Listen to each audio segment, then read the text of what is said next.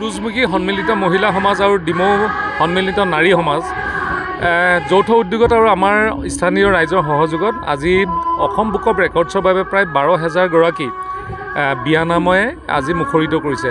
আমি উদযাপন সমিতিসমূহ বিষয়বিভাগ ধন্যবাদ জ্ঞাপন কৰিছোঁ আৰু তেখেতসকলৰ যি আজি সাহস আৰু নেতৃত্ব তাৰ বাবে সঁচাকৈ শলাগিবলগীয়া।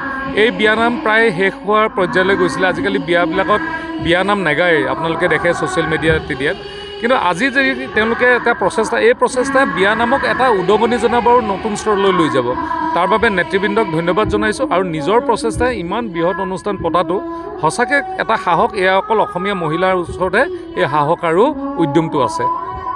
মহিলাৰ উদ্যোগত পোনপ্ৰথমবাৰৰ বাবে ডিমৌ ৰাইচাই ফিল্ডত 10,000 মহিলাই একেলগে পোনপ্ৰথমবাৰৰ বাবে বিয়ানাম পৰিৱেশন কৰিছে। সঁচাকৈ আমি অসমীয়া হিচাপে আমি গৌৰৱান্বিত এইটো কাৰণে যে লোক সংস্কৃতি যিবোৰ আমাৰ হেৰাই গৈছে, এই বিয়ানামসমূহ প্ৰতিখন শুভ কৰ্মত যেতিয়া বিয়াৰ শুভ কৰ্ম হয় তেতিয়াই বিয়ানামসমূহ হয়।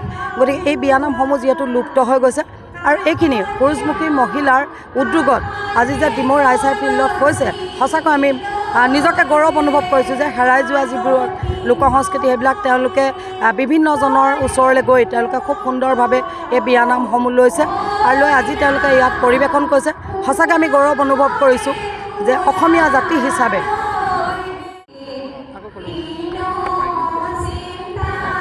এইটো আজি প্ৰায় 10,000 মহিলা ইয়াত একে সাজ পৰিধান কৰি বিয়ানাম পৰিৱেশন কৰিব গৈছে। সেইখিনি বিয়ানাম পৰিৱেশন কৰিবলৈ গৈছে যিখিনি ইতিমধ্যে হেৰাই গৈছে বা লুপ্ত হৈ গৈছে। আৰু ই এটা অভিলেখ হ'ব, নিশ্চয়কৈ অভিলেখ হ'ব, কিয়নো এইটো প্ৰথমবাৰ এনেকুৱা হৈছে।